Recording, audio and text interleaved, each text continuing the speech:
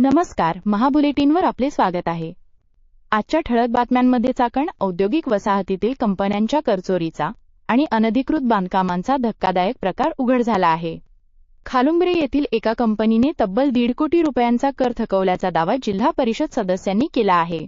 यावर प्रशासनाने कठोर कारवाईचे संकेत दिले आहेत. याउलट खेड तालुक्यातील रासे येथे 52 ठाकर कुटुंबांसाठी एक आदर्श गृह प्रकल्प साकारला आहे. सौर ऊर्जा, सांडपाणी प्रक्रिया आणि पर्जन्यजल संकलनासारख्या आधुनिक सुविधांनी युक्त या प्रकल्पाची आज विभागीय आयुक्त पाहणी करणार आहेत. दुसरीकडे आळंदीत पाईप गोदामाला आग लागल्याने मोठे नुकसान झाले कारण नगर परिषदेचे अग्निशमन वाहन नादुरुस्त होते. यामुळे प्रशासनाच्या आपत्कालीन सेवेवर प्रश्नचिन्ह निर्माण झाले आहे. पुणे-नाशिक रेल्वे मार्ग जुन्याच मार्गाने व्हावा अशी मागणी जोर धरत आहे, तर भीमाशंकर मंदिर मे 31 पासून भाविकांसाठी खुले होणार आहे. चाकण परिसरातील भामा नदी औद्योगिक सांडपाण्यामुळे मोठ्या प्रमाणात दूषित झाली असून बिबट्यांचा शहरी भागातील वावर वाढल्याने नागरिकांमध्ये चिंता आहे. वाळद गावात रस्त्यात अडथळे निर्माण करून लूटमारीच्या घटना वाढल्याने पोलिसांकडून रात्रीची गस्त वाढवण्याची मागणी होत आहे.